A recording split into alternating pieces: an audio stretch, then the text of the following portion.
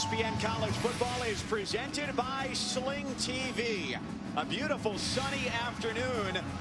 We're nestled into the mountains in Logan, Utah, here inside Maverick Stadium. The Wyoming Cowboys make the trip from Laramie to take on the Utah State Aggies, who sit 4-1 in Mountain West Conference play.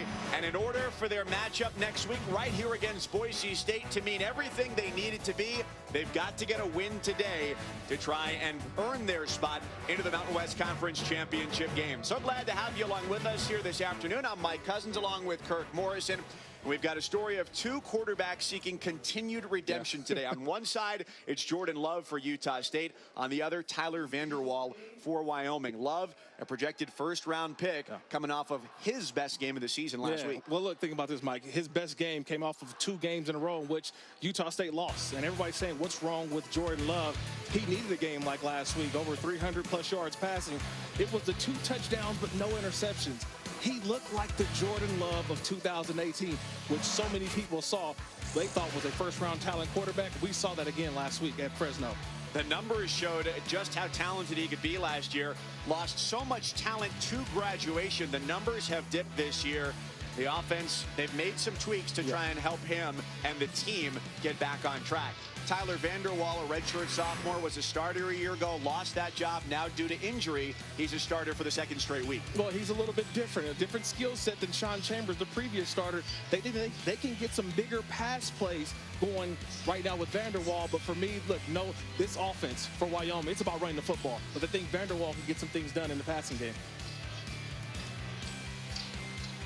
52 degrees. Wind has picked up a little bit here as kickoff has approached. Wyoming winning the toss, they defer. And Utah State will start with the ball. Savon Scarver, we've already seen him take one back this year to the house. School record 5 kickoff return touchdowns this season. 5th in FBS at about 31 yards per kickoff return.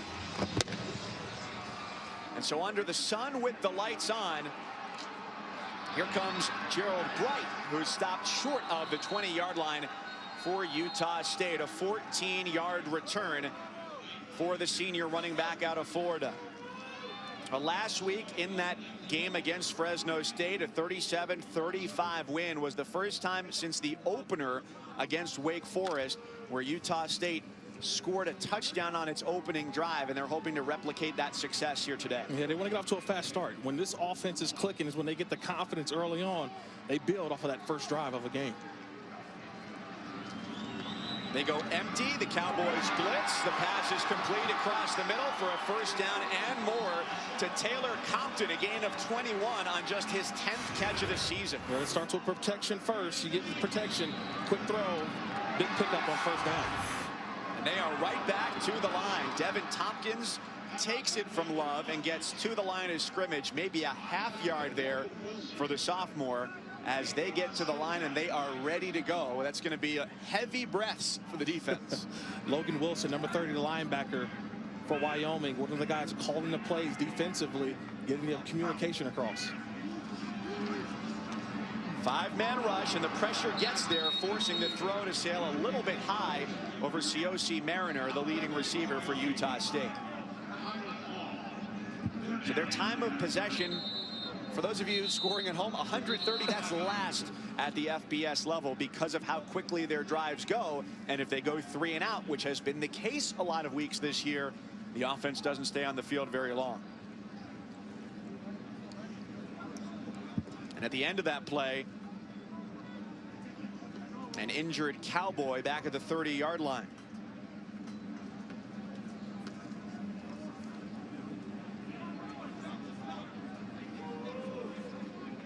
And Kirk, that's going to be part of the game today. We've seen already on a couple of the early snaps with Utah State, sending pressure and trying to get Love off balance. Well, yeah, I think the first thing is that a successful play for Utah State means what offensively? That means that they can go fast. They can get back to the line of scrimmage and try to force Wyoming to have to communicate on the run. But when you have plays in which sometimes, like this, it's an injury on the field, but these are the types of plays. And you watch the injury here.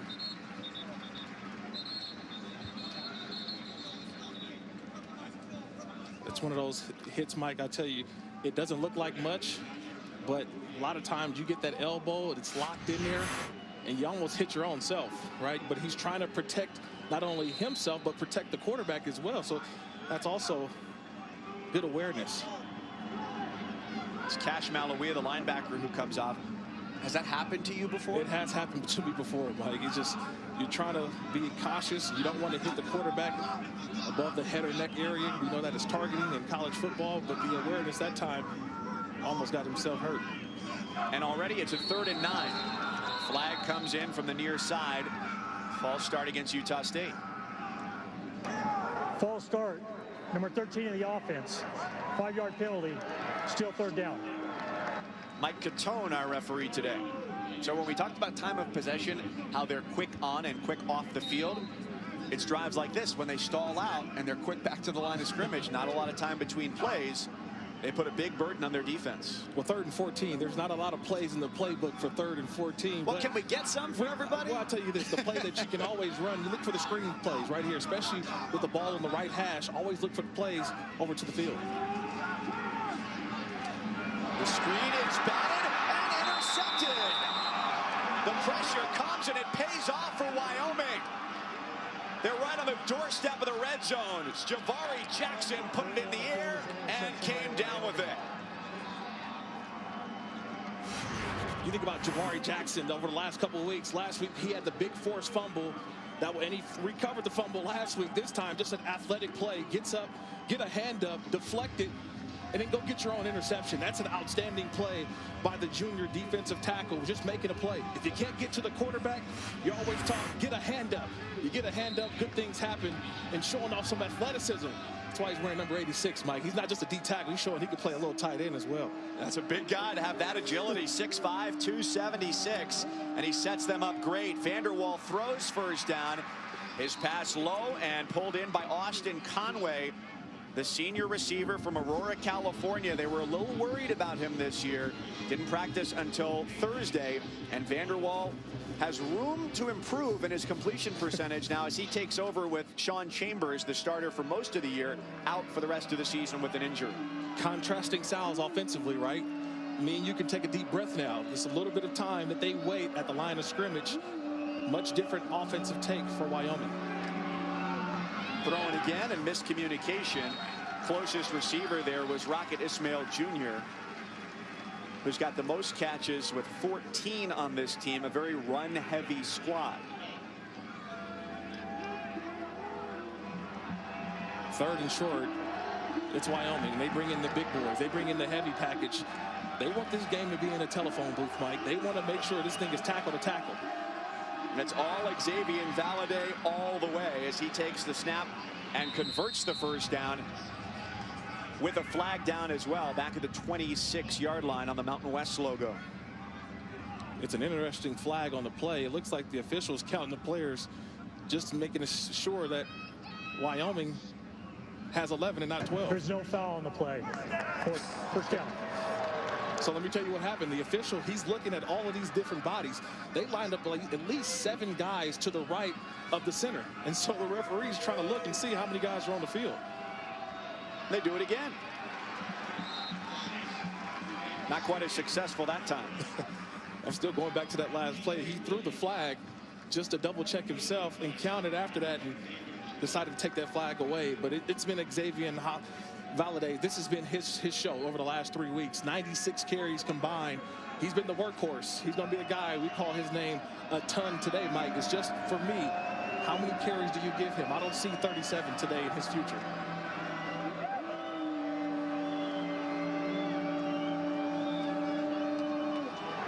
On second down, they hand it off.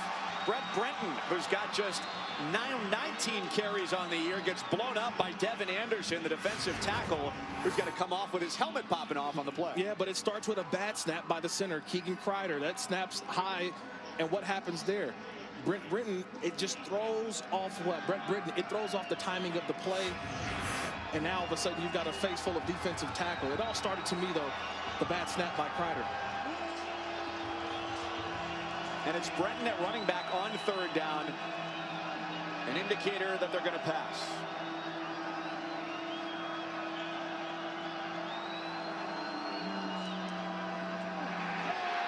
Pressure comes from the corner. The blitz is successful, and the ball pops loose.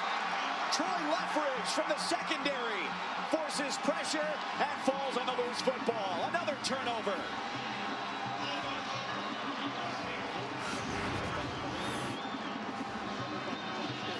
Yeah, you want to make sure, was this knee down or any part of the body down? I don't see a body part that goes down. It looks to be like the ball is actually coming out before a body part, whether it's a knee, a shin, an elbow, is going out. That's a fumble to me from up here, Mike, and just a great call by Justin Enna, defensive coordinator for Utah State, bringing Troy Leffridge off the edge. No one picks him up, and those are the plays as a defensive player you dream of. Coming off the edge, nobody blocks you.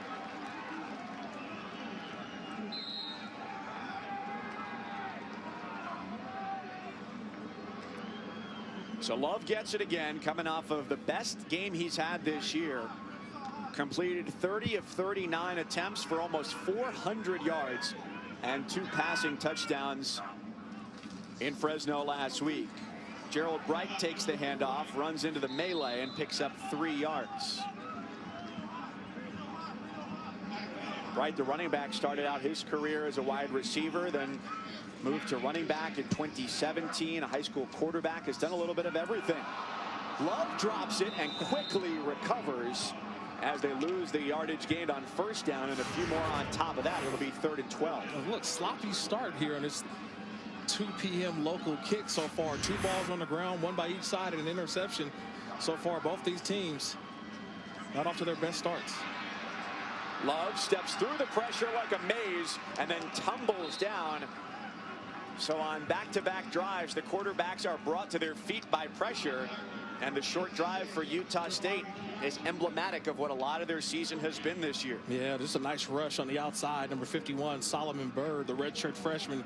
Nice little spin move to the inside, which flushed Jordan Love out of the pocket, and you get the rest of the Cowboys rallying to get him down to the ground. There is a flag down on this punt for Utah State. Austin Conway gets out of the room as it takes an Aggie bounce and roll inside the 25-yard line. Flag back at the 29-yard line after a punt that right now goes for 46 yards.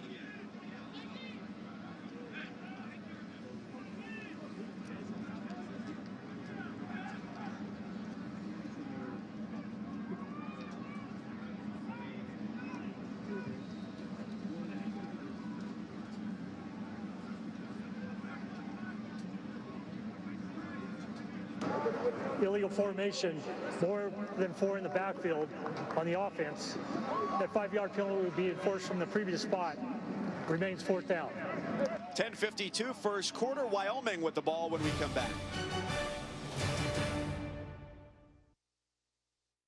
'Tis the season to mix things up in a Cadillac. Give your comfy couch a break. Take the fireplace with you. Leave the holiday party in the past. And have a not-so-silent night with 3 rows of friends. So go ahead, get 0% APR for 72 months plus $1,000.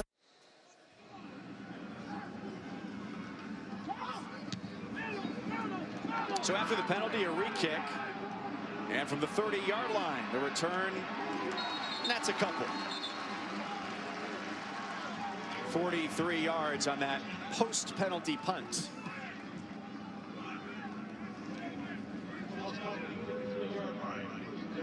Nothing on the board here in Logan, Utah. The Aggies hosting the Cowboys of Wyoming. Mike Cousins along with Kirk Morrison. Glad to have you with us under a sunny sky. A little bit of wind here today. Wyoming, rush heavy. Top 20 in the country in terms of rush attempts. Almost 45 a game. They don't pass very much. 126th out of 130 teams. Tyler Vanderwall, the redshirt sophomore, started last week against Boise State.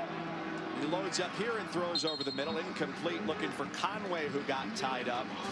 And as we talked about Xavier Valladay, Vanderwall's running back, 124 yards last week against Boise State, the most the Broncos have given up to any one rusher this season. So that's a great mark against what has been, over the last several years, one of the best defenses in the Mountain West. Yeah, you run it 37 times, you better get 124 right. yards. Let's be honest.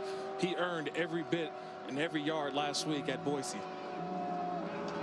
Valladay gets the carry, skips through the left side of the offensive line and hits the 40-yard line to pick up 7 yards and set up 3rd down and 3. Well, they list Xavier Valladay at 6 foot 196.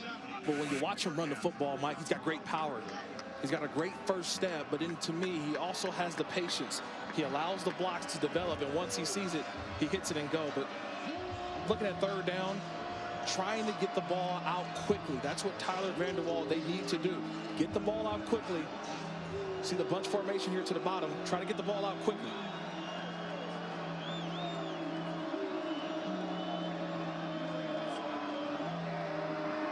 They leave Valladay in to block. The pass to Marcotte, the tight end, is bobbled and caught.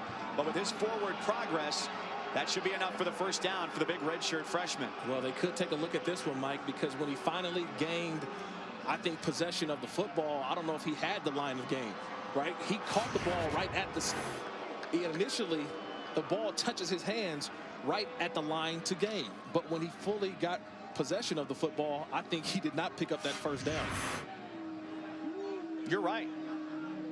Yeah, where he finally possessed it was behind the sticks. But no replay buzz down to check on that. And it goes into the archives as a 1st down pass. But you see what I think today is going to be the theme offensively for Wyoming when they throw the football. It's going to be the quick outs. It's going to be quick screen passes. It's going to be things, to me, for Tyler Vanderwall, get the ball out of his hands as soon as possible. Because when you do that, to me, I think it's going to be extensions of the run game. You can't give the ball to Xavier Valladay 37 times again. That's just not going to happen. But how can you supplement the rushing attack with the passing game? To put the 37 in context, that tied a school record that happened the last time in 1994. Catch and, well, I'm hesitating to say run, maybe a jog for Marcotte there with not a lot of room to really get his speed going. But he's got another 1st down catch as he's slow to get up at the 45-yard line. Another quick throw, and this is a one. I tell you this, he felt this one. Marcotte, he catches this football, he turns up, but just watch the end of the play. You got a bunch of guys coming up, and it's Troy Leffridge comes up and gets it. Wow, that's a big hit. An update when we come back. ESPN College Football is presented by Sling TV, the best of live TV, and get thousands of top shows and movies on demand. Statue of Merlin Olsen outside Maverick Stadium here at Utah State, an All-American football player who graduated in 1962. He's in the Pro Football Hall of Fame, college football. He announced 4 Super Bowls, too. Had a pretty solid TV career, not just in sports, but Little House on the Prairie as well. Worked with the great Dick Enberg and with Dick Stockton as well, announcing football on TV. One of my former partners, the great Dick Stockton. Jackson Marcotte, the tight end, redshirt freshman out of Mount Carmel, Illinois, made the catch, got the 1st down, but a hard hit from Troy Leffridge, the safety, still has him down on the field as a cart is coming out. Yeah, and Leffridge literally just goes right down, and it looks to me like that left leg of Marcotte that really took the brunt of that hit from Leffridge. Clean, legal hit. I don't think anything wrong about that one, but it's just the physicality of football. Doesn't this remind you a little bit of why chop blocks are illegal? One guy goes low, one guy goes high. On the offensive line, it's illegal to do that. Here, it's just incidental that's where he was being tackled, but that's why, because it's hard to defend yourself in that situation as a ball carrier. Well, I think we always got to look at the tail of the tape, and 5'11", 190 is Leffridge, and you look at Marcotte at 6'7", 250. I'm just saying, I'm not going to go high on a big tight end like that. I'm going to go low. And a lot of times when you do go low, you see what the result is. Already 2 1st down catches for Marcotte today. Had 7 catches on the year coming into play today. So he's already proved to be an integral part of what they're trying to do with their game plan today, was how do they spread the ball out and not have to put such a burden on Xavier Valladay, one of 2 healthy scholarship running backs they bring into the game today? And right now, you're kind of seeing it early on. How do we get Tyler Vanderwall? How do you get him in rhythm, right? I think last week's game, I know it was a loss, and I know people hate hearing this, but I think he still built some confidence to go toe-to-toe with the Mountain West Conference's best team, Boise State, and literally come within a field goal of beating him. It was his performance. He didn't turn the football over. I thought he just did a great job of managing the game, giving him big confidence to come out like today and spread the football around. So the tight end now is Josh Harshman, and a handoff to Valladay picks up about 4 yards. He's a 100-yard rusher 3 straight weeks, 4 times total this year. I think another thing too, when you go on the road to face Boise, although really wherever you face them is likely going to be an important game. Right. Craig Bohl, now in his 6th year as the head coach of Wyoming, said, can we compete at that level emotionally, yes, physically, when we're playing against a team that doesn't have the track record of Boise State? Although not that Utah State is far off from there. 4-1 in conference play. The Broncos are undefeated. And Utah State with a win today sets up a crucial matchup with Boise next weekend right here in Logan. Well, let's just make it clear, Mike. Everyone knows, especially in the Mountain Division, it's been ran by Boise State every year. And it's almost kind of the line of demarcation. It's how do you do against Boise? But it's games like this that get you set up for those big games. And here again, 3rd down. Where does Tyler Vanderwall go with the football?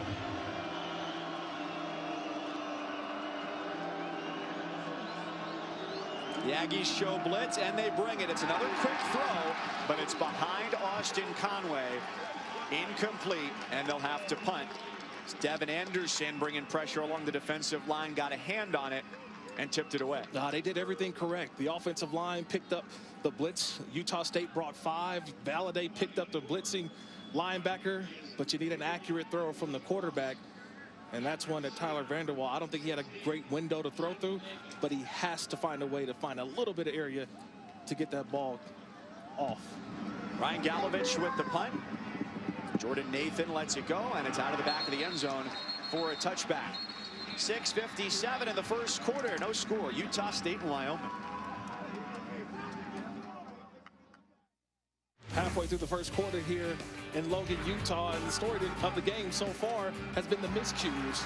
We've had 2 on the Utah State side. Jordan Love, an early interception. Tyler Vanderwall, quarterback of Wyoming, fumbled, ball on the ground. A fumble that was recovered by Utah State, but again, the ball on the ground early in this first quarter, kind of thwarting a couple drives by both teams. Gary Anderson now in his 2nd go-round here, the 55-year-old native of Salt Lake City.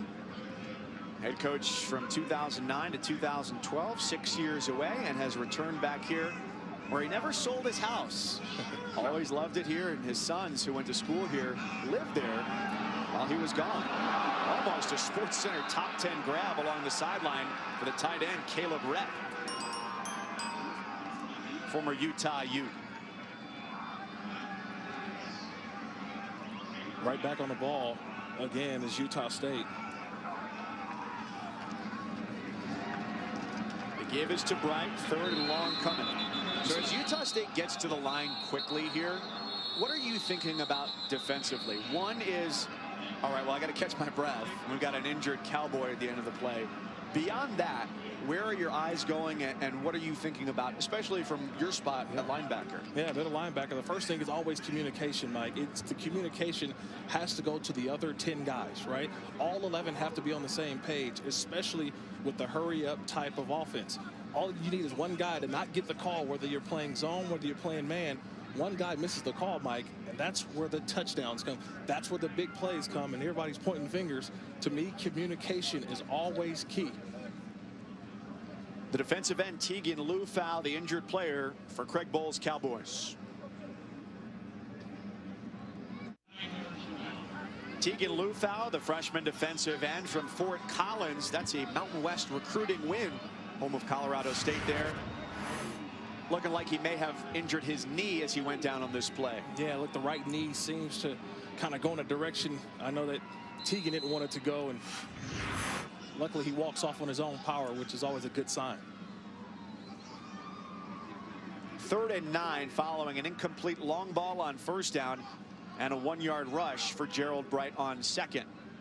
As the defense gets all within 5 yards of the line of scrimmage here for Wyoming. They disguise their pressure. Quick outlet valve along the sideline. It's Bright, the running back again, but he is short of the 1st down marker, and the punt team comes on again for Utah State, which has started and stalled out on a number of drives in the 1st quarter. Yeah, but that's just a great play of a defense reacting to the ball carrier, right? That ball's thrown and there's nobody on the outside. When you have 11 guys hustling to the football, you got 11 hats on the ball. That's how you get off on 3rd down.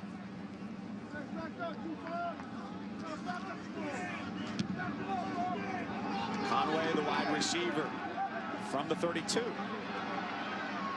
Backward for one and forward for a couple, but nothing monumental on his return. One of the better returners in FBS, about 12 yards a return, 8th in the country. Big game Saturday night football, 7:30 Eastern, Oklahoma and Baylor. A game so good you'll want to jump in the Brazos River to watch this one, as we saw on game day today. Baylor trying to get to 10-0 for the first time.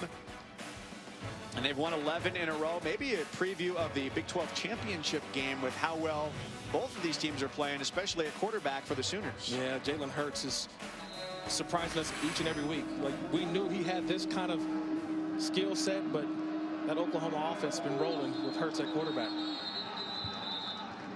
Misdirection draws whistles. This penalty against Wyoming. False start. Number 75 of the offense. 5-yard penalty. Remains 1st down. That's on Frank Crum, the right tackle. We did see Alonzo Velasquez, who's been injured, has played on and off this year for Wyoming, returned to the lineup. But Crum has stepped in there, a 3rd-generation Cowboy. His grandfather and father both went to Wyoming.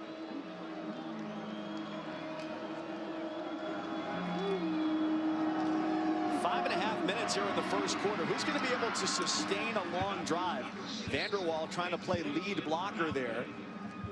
Pickup of 11, and that's a good guy to have in front. He's tight end size at 6'4", 214. Yeah, you can always try to help out your ball carrier, but you talked about who's going to sustain a drive.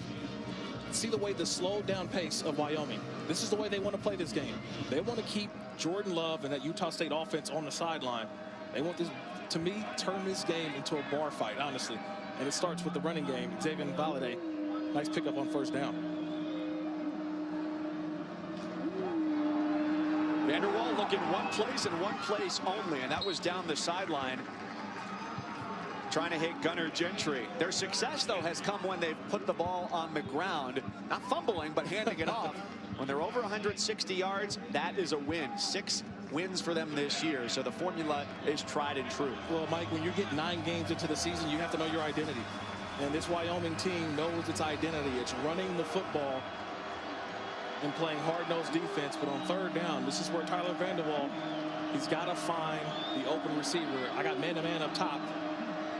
That's where I'm looking. Just one safety drop for Utah State. Vanderwall gets away from the first wave. Now he's on the move, takes off, and has the 1st down as he runs for it. The guy he's replacing right now, Sean Chambers, who's out for the year, was the team's 2nd leading rusher. About 70 yards a game for him. They do lose some of that ability. Not that he's not a good runner, but just not as good as Chambers. Well, he's a capable runner. Let's say that. He's a capable runner. Showing off a little athleticism on the last play, feeling the rush, getting to the outside, and those are the types of plays that you're going to need throughout this game to keep those chains moving and keeping this offense on the field. That's a good job by Vanderwall. His 3rd year in college, his 2nd on the field after a redshirt season back in 2017, and he did travel as a redshirt that year. He came here to Logan, as a matter of fact, and one of the things that he noticed was how close the team's benches are to the sidelines. Not a lot of room to navigate along there, but it also means that there's close proximity for the fans to tell you things you may not want to hear as a player. and he remembered that. Well, I'll tell you this also, too. A lot being thrown on him last year when he did enter the game. Yes. People forget that Wyoming was replacing one of the best quarterbacks in school history, and Josh Allen. I think a lot of people were hoping that Vanderwall can kind of live up to some of those expectations. They hand it off to Conway. First down for the senior wide receiver.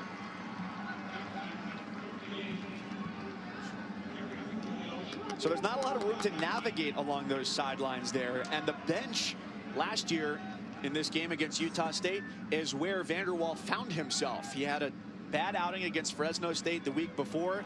It ended up as homecoming in Laramie against the Aggies, and he was benched.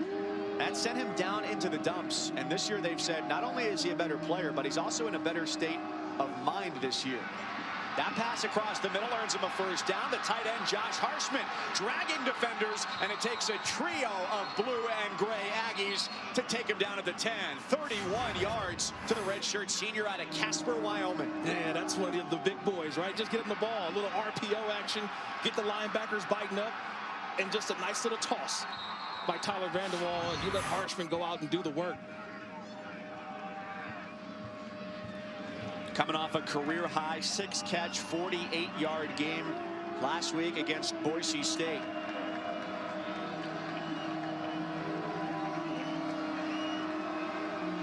Back to the eye, and Valladay on first down. A hole opens up. He's helicoptered down at the 7-yard line. Look, Wyoming wants to keep this game, Mike, in between 20 yards, right? They don't want this to go outside of 20 yards. Because I think that's where Tyler Vanderwall, that's where he's most successful at.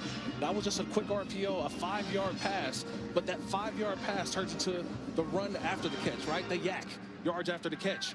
That's where this offense can really find its way today against a Utah State team that, linebacker-wise, we haven't talked about. They're missing a couple guys.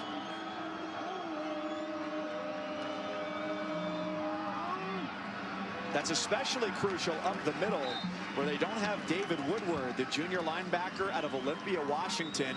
Even out now, still second in the country with 14 tackles a game, but his season's over. And so now you got Kevin Metzenheimer taking over. He's the captain of that defense now. He and Troy Leffridge. We've seen Leffridge make a couple plays, but right now, this defense on its heels a little bit. The way this offensive line is just kind of pushing back the defensive front of Utah State.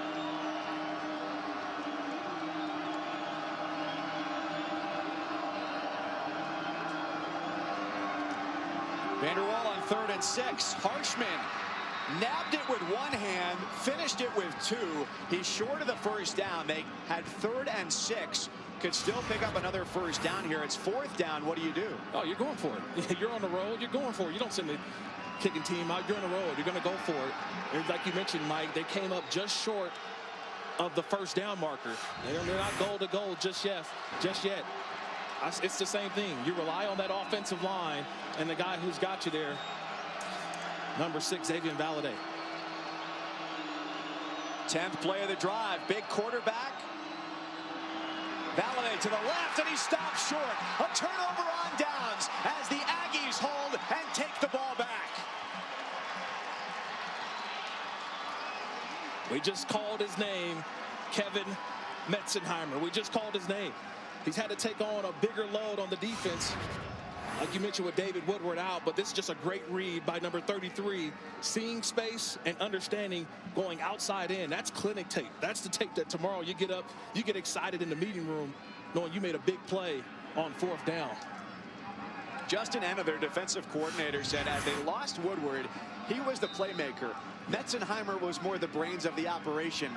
So it's only fitting he knew exactly where that play was going to be going. And he let you know by beating on his head a little bit over to the sideline. Said, hey, I'm a smart player. That was definitely a smart play by Metzenheimer. But it's a Wyoming defense that leads the Mountain West in sacks. That wants to make plays here. Handoff up the middle. It's a gain of a couple as Utah State looks to dig out of this 95-yard hole. Yeah, just going back to that 4th down play. Look, I like the decision to go for it, but to me, if I need a yard, half a yard, I'm kind of going up the middle. That's what's been successful to me for Wyoming offensively. That little fly sweep, little outside run, that's not a good play versus this kind of defense. They don't need to run another play here at the end of the quarter, and this is a spot where Mike Sanford, the offensive coordinator, said their offense can stall out because of how quick they play. It allows the defense to take a rest. But the offense will do the same here at the end of one.